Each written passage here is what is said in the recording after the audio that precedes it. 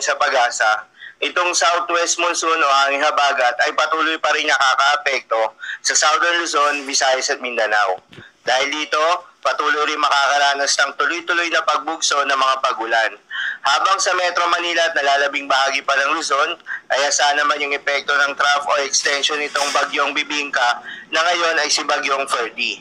Kaya naman asahan yung maulap na kalangitan na may kalat-kalat na mga pagulan at thunderstorms. Samantala, yung bagyo na binabantayan nga ng Pag-asa na nasa labas ng Philippine Area of Responsibility na may international name na Bibingka ay tuluyan na ang pumasok ng Philippine Area of Responsibility at pinangalanan nitong bagyong Ferdy ng Pag-asa. Huli itong namatahan sa layong 1,285 kilometers east-northeast of extreme northern Luzon. Taglay ang lakas ng hangin na umaabot sa 85 kilometers per hour malapit sa gitna at pagbugso na umaabot sa 105 kilometers per hour, kumikilos northwestward sa bilis na 35 kilometers per hour. Ayon sa forecast track ng Pag-asa, inaasahan rin na lalabas agad itong si bagyong Ferdy anumang oras ngayong umaga. Nananatili pa rin na malayo ito sa ating kalupaan, pero asahan na palalakasin ito ang hanging habagat na siya namang magdadala ng mga pagulan sa malaking bahagi ng ating bansa, particular na sa may western section. Mananatiling tropical storm itong si bagyong Ferdy, ngunit hindi rin inaalis ang posibilidad na humina pa ito.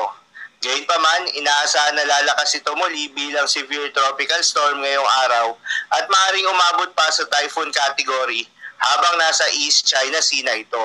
Paalala lamang po na ang mga nasabing forecast ay posible pa pong magbago. Kaya naman patuloy lamang magantabay sa mga update nating ilalabas at ng Pag-asa. Para naman sa magiging lagay ng panahon ngayong araw ng Sabado, dahil pa rin sa epekto nitong southwest monsoon, asahan ng monsoon rain sa Mimaropa, Western Visayas, Sorsogon, Masbate at Negros Occidental.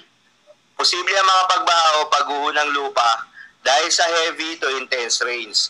Para naman sa nalalabing bahagi ng Negros Island Region at nalalabing bahagi ng Bicol Region, asahan naman ang occasional rains, dulot pa rin yan ng southwest monsoon.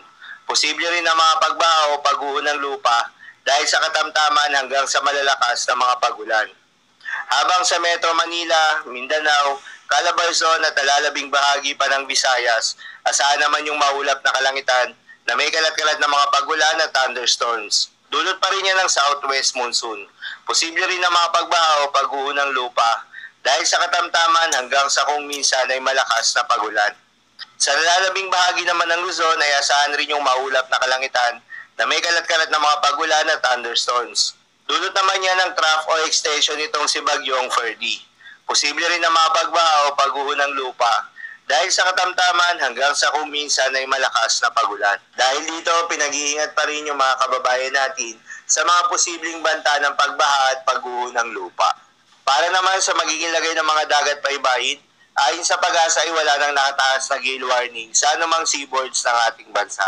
Ngunit pinag-iingat pa rin yung mga kababayan nating mangingisda at yung may mga maliliit na sasakyang pandagat na papalaot dahil inaasahan pa rin yung slight to moderate na mga pag-alon.